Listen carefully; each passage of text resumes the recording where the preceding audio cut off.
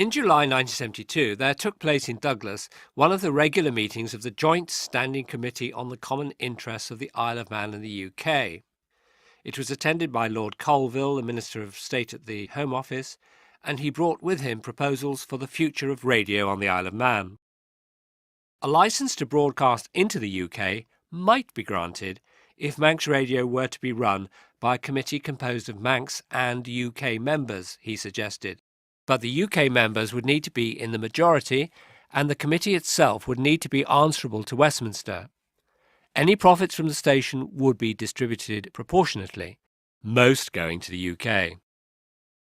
Tynwald agreed to consider these proposals, and in the spirit of cooperation which infused these talks, Colville said that the UK would permit Manx Radio a legal trial of their new transmitter at full power.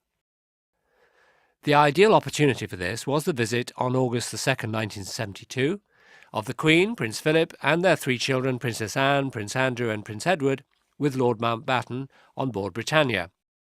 Given full power for a whole day, Manx Radio arranged a complicated outside broadcast, which followed the royal party, except for Prince Edward, who was confined to the royal yacht with chickenpox, on their itinerary. This began with a short ride on a horse tram in Douglas, and then a motorcade along the coast to Ramsey, where they were entertained by the Laxey Band and Ramsey Male Voice Choir in Parliament Square. The party returned to Government House via the TT course for lunch with Sir Peter Stallard, followed by another motorcade to Peel, and then Castletown. In the evening, Britannia laid on a banquet for 200 guests, but because she was anchored in Douglas Bay, some guests became either sick or wet on the barge trip out to her. All this was perfect material for broadcasting to the UK, but it was only for a day. In the second half of 1972, Tynwald had three possibilities to consider for the future of Manx Radio. One was the proposal made by Lord Colville, another was the application of three experienced media personalities to set up a consortium to run Manx Radio. The three men who had all connections with the island were Ronnie Aldrich, the well-known bandleader, Tim Gudgeon, a BBC announcer and presenter, and Mark White, the head of BBC Radio 2. The third possibility was that Manx Radio should become a part of a consortium which would bid for the proposed IBA station to cover the Liverpool area.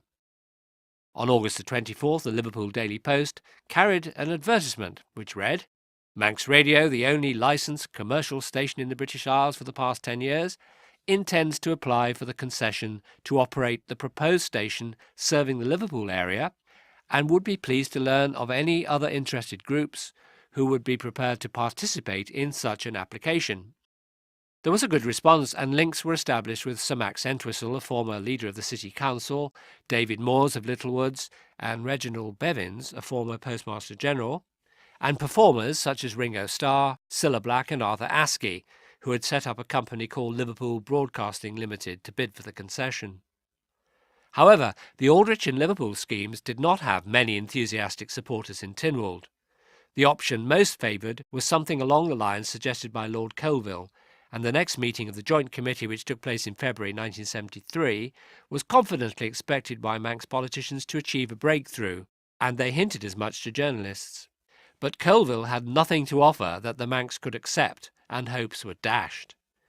Bill Quayle was so annoyed by this that he tabled a series of resolutions in Tynwald on April the 17th, condemning the UK government's vacillating and arbitrary policy towards Manx Radio, and effectively asking for Tynwald's authority for the Commission to ignore the existing restrictions. However, influential voices in Tynwald urged caution. The new Attorney General, Arthur Luft, gave it as his opinion that the Broadcasting Commission would be committing an unlawful act contrary to Manx statute if it increased the power output of its transmitters beyond that authorised under licence, and Speaker Charles Carrouche, mindful of the fact that the Kilbrandon Committee's report on the Constitution was not far away, considered that to take illegal action at this stage would play into the hands of the island's critics.